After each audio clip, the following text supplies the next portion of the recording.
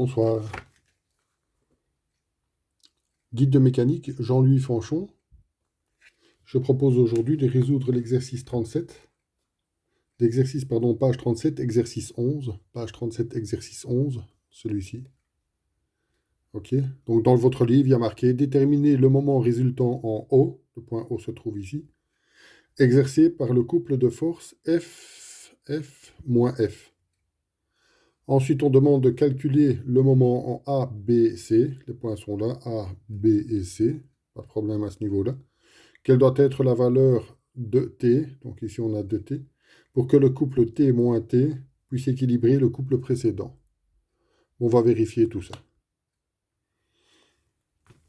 Un petit schéma, on reprend simplement les points A, B et C. La force la force F, toutes les deux 500 newtons. Pour le point A et le point B, il ne faut pas prendre en considération moins T et T. Ça, c'est uniquement pour la question C. OK? On va commencer. Donc, je rappelle la question A. La question A, c'était déterminer le moment résultant en O, exercé par le couple de forces F et moins F. On va écrire un moment en O de F. Je vais plutôt marquer F'. C'est égal à 2,6 fois 500. Donc, on a 2,6 ici fois les 500 newtons. La force est ici 500 newtons. Moins 3,6 fois 500. J'imagine que vous voyez d'où viennent les 3,6. C'est simplement 2,6 plus 1, ça fait 3,6. Et ma force est ici. On met un moins, pourquoi? Parce que, par convention, j'ai décidé que si mon moment allait faire tourner mon objet dans le sens horlogique, c'était négatif. Donc ça, c'est à vous à le déterminer. J'imagine que le professeur qui vous donne cours de mécanique vous l'a expliqué.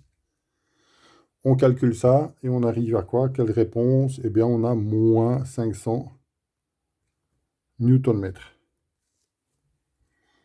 C'est la réponse que nous donne le livre. À la question B maintenant.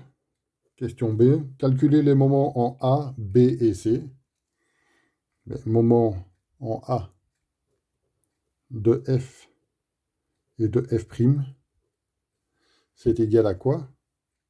Mais regardez, si je prends le moment A de F', c'est cette valeur-ci, mais de F', ça vaut 0 puisque ça passe par A. Il n'y aura pas de moment. Je vous rappelle que dans une de mes vidéos précédentes, je vous ai dit que le moment d'une force, c'est la capacité de cette force à faire tourner l'objet ou le point sur lequel elle agit. Et si ici je tire avec la force F ou je pousse sur le A ici, ben, ça ne va pas pivoter autour du point A.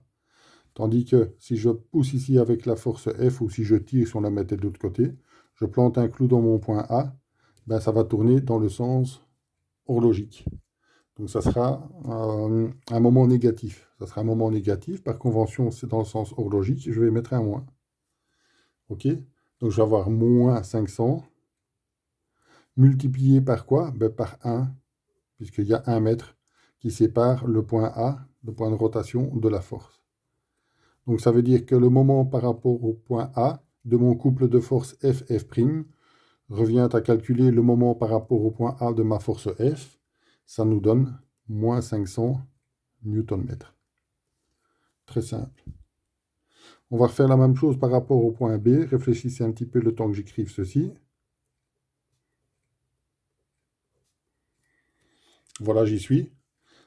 Le moment par rapport au point B du couple F', par rapport au point B du couple F', ben, déjà F ici, on n'en va pas en tenir compte parce qu'on passe par le point B. On va en tenir compte uniquement de F'. D'accord? Comme si je plante un clou dans ma feuille de papier ici et que je tire sur ma force ici F, je vais avoir une rotation dans le sens horaire, dans le sens horlogique. Ça veut dire que je vais avoir moins 500 puisque j'ai décidé que dans le sens horaire, c'était négatif. Fois 1, c'est égal à moins 500 newton-mètres. Pourquoi des newton-mètres? Rappelez-vous, dans une de mes vidéos précédentes, j'ai expliqué que les 500, ce sont des newtons. Le 1 ici, ce sont des mètres. Des newtons multipliés par des mètres, on récupère des newton-mètres. La même chose par rapport au point C, comme ça on aura terminé la question B. Le moment par rapport au point C de F', c'est égal à quoi? Mais c'est égal à moins 500 fois 0,5 plus moins 500 fois 0,5, mais ça nous donne moins 500. Quoi? Newton-mètre. Pour ceux qui n'ont pas compris, simplement regardez, le point C se trouve ici. Il y a 0,5 mètres ici, il y a 0,5 mètres de ce côté-là. Donc ici, j'ai moins 500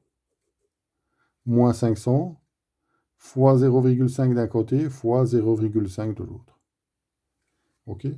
Comme c'est un couple de forces, ce qu'on aurait pu faire, c'est prendre une fois la force, qui est de 500 newtons, multiplié par la distance qui sépare les deux. Ça revenait au même. On aurait eu moins 500 fois 1, ce qui faisait moins 500 newton-mètres. Ce sont bien les valeurs que nous récupérons, que nous pouvons vérifier dans le manuel. Page 37, exercice 11. Le point C, maintenant, est un petit peu plus complexe, mais pas spécialement plus difficile. Quelle doit être la valeur de T pour que le couple T moins T puisse équilibrer le couple précédent? On va mettre ça sous forme d'équation. Hein. Le moment par rapport au point O de T' doit être égal, puisque ça doit équilibrer, au moment par rapport au point O du couple F'. Le moment par rapport au point O de T', par rapport au point O de T', c'est T, on ne nous l'a pas donné, donc on sait ce qu'on cherche, mais ça va quand même nous faire 1,25 fois T.